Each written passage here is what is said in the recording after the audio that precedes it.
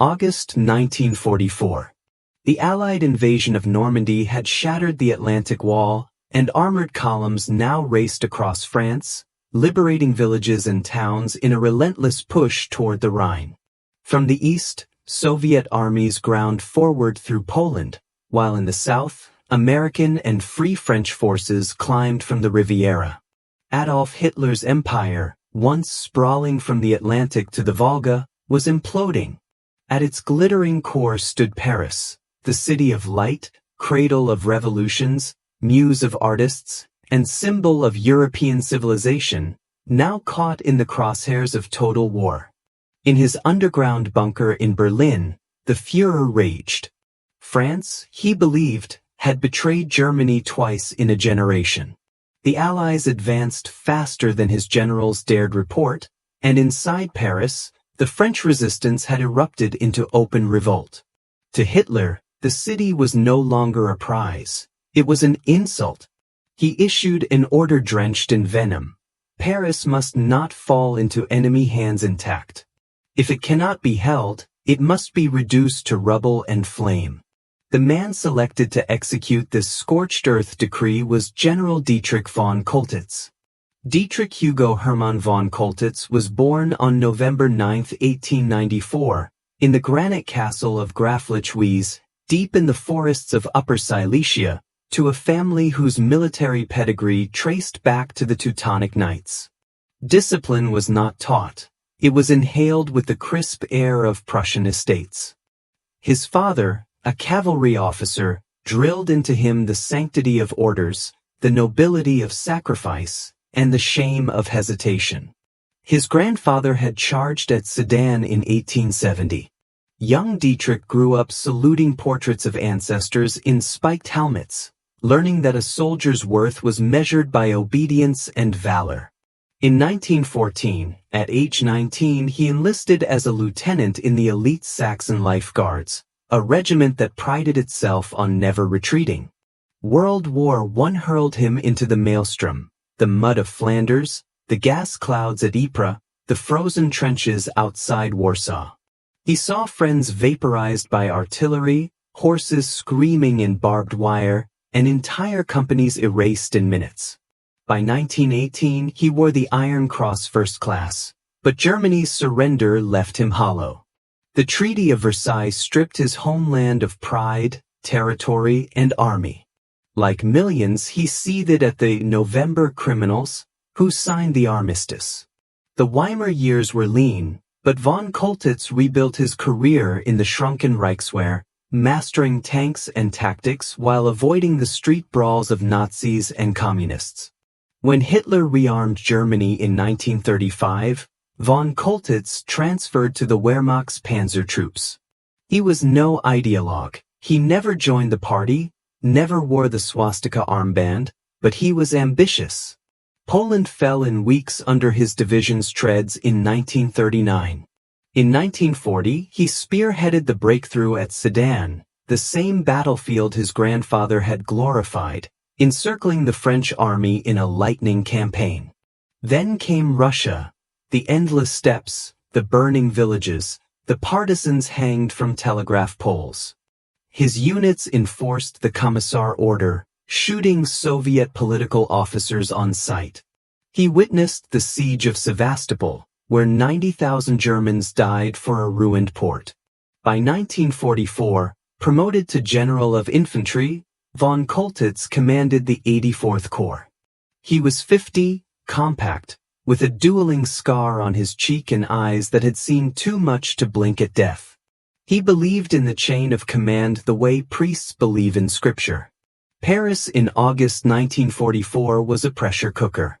4 years of occupation had bred resentment. Now, with Allied tanks 150 miles away, the lid blew off. On August 10th, railway workers struck. By the 15th, resistance fighters, Gaullists, communists, teenagers with stolen rifles, seized the Prefecture de Police. Barricades of cobblestones, overturned buses, and flower pots rose overnight. German patrols were sniped from rooftops. Collaborators were dragged into alleys. The city's 20,000 German troops, Many rear echelon clerks and wounded veterans were outnumbered and demoralized. Hitler, sensing collapse, summoned von Choltitz to the Wolf's Lair in East Prussia on August 6. The meeting was brief. "You will hold Paris," the Führer barked. "If you cannot, you will leave nothing for the enemy but ashes."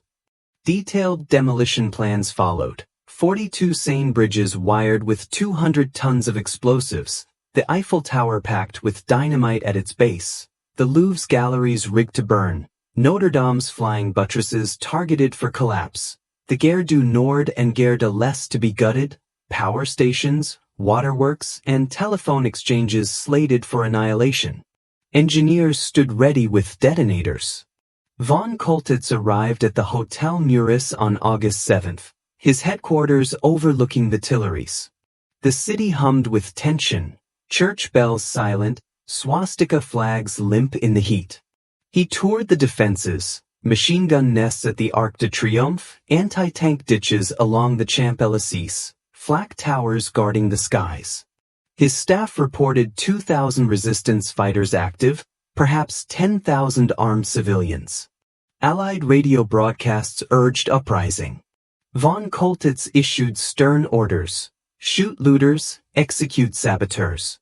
Yet privately he recoiled. Destroying Paris served no military purpose. The front was 200 kilometers west and closing fast. It would be vandalism on a cosmic scale. The transformation began subtly.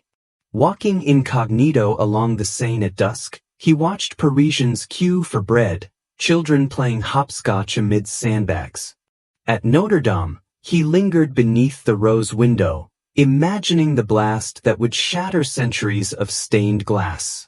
In the Louvre's empty halls, artworks evacuated to salt mines, he pictured Rembrandt's Night Watch in flames. These were not French treasures, they were humanities. On August 9 he confided to his aide, Captain Werner Ebernack, "If we burn this, we burn ourselves." Ebernack, a Rhinelander who spoke fluent French, nodded silently. Hitler's teletypes grew frantic. "Brent Paris? Is Paris burning?" Von Choltitz replied with delays. Engineers short on fuses, bridges too wet for charges, communications disrupted by sabotage. He ordered explosives stockpiled but not armed. Meanwhile, he met Raoul Nordling, the Swedish consul, a silver-haired diplomat with a diplomat's calm and a gambler's nerve. Nordling had saved Jews with forged papers. Now he sought to save a city. Their first rendezvous was August 17 in a Muris suite, curtains drawn. Nordling brought cognac and maps. "General," he said, "you are not a barbarian. You are a European. History will judge you not by how many bridges you blow, but by how many you spare." Von Choltitz listened, chain-smoking. Nordling proposed a deal: safe passage for German wounded, Red Cross access, and a ceasefire to negotiate surrender. In return, no destruction. Days blurred. On August 19, the resistance declared a general insurrection. Tricolor flags unfurled from windows. German sentries were disarmed. Von Choltitz's garrison shrank to 5,000 effectives. Allied artillery thundered on the horizon. Hitler phoned personally on August 22, "Execute Order Nero immediately." Von Choltitz stalled again, claiming Allied aircraft had bombed the demolition teams. That night, he walked to the Pont Neuf alone, coat collar up, and stared at the moonlit river. He thought of his wife Huberta and their 3 sons in Baden-Baden. He thought of Goethe, who called Paris the capital of the world. He decided. On August 23, through Nordling, he contacted Colonel Roltanguy, the communist resistance leader, and General Leclerc's Free French. Terms: German troops would withdraw east of the city by dawn August 25. No bridges detonated, civilians unharmed. In exchange, safe conduct for his men. Nordling shuttled between Muris and the catacombs beneath Denfert-Chauchereau, forging the pact. Von Choltitz ordered sappers to remove fuses. He repositioned artillery to cover retreat, not bombardment. When a zealous SS major demanded the Eiffel Tower blown for the Führer, von Choltitz had him arrested. August 24th was chaos. Sporadic firefights crackled, snipers on rooftops, Panzerfausts in alleys, but the historic center remained untouched. At 7 a.m. on August 25th, von Choltitz signed the surrender in the billiards room of the Muris.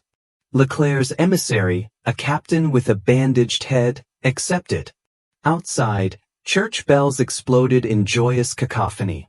First St. Sulpice, then Sacré-Cœur, then Notre Dame. By noon, Leclerc's Sherman tanks rolled down the Champs-Élysées, tricolors flying. De Gaulle strode beneath the arc, bullets still pinging from die-hard snipers. That afternoon, Hitler screamed into a dead phone line, "Brent Paris." No, it did not. Von Choltitz was driven to the Hôtel de Ville in a jeep, hands bound with rope. Parisians spat but did not strike. His refusal to destroy had earned grudging respect. He spent the war's remainder in British and American POW camps, released in 1947. No war crimes charges stuck. His Eastern Front actions were brutal but within orders, and Paris outweighed them. In 1951, he published Brent Paris, a terse memoir defending his choice as pragmatic, not heroic. Historians Collins and Lapierre later interviewed him for their 1965 book Is Paris Burning?, immortalizing the drama. The 1966 film starred Gert Frobe as the conflicted general. Von Choltitz died in 1966, aged 71, insisting to the end, "I was a soldier."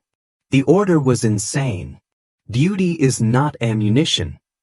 Paris celebrates Liberation Day every August 25th with parades, but in quiet corners, beneath the Eiffel Tower, beside the Seine, visitors sometimes pause and remember the Prussian who chose conscience over catastrophe. History records the liberators, the resistors, and, in a footnote of grace, the enemy who laid down the match.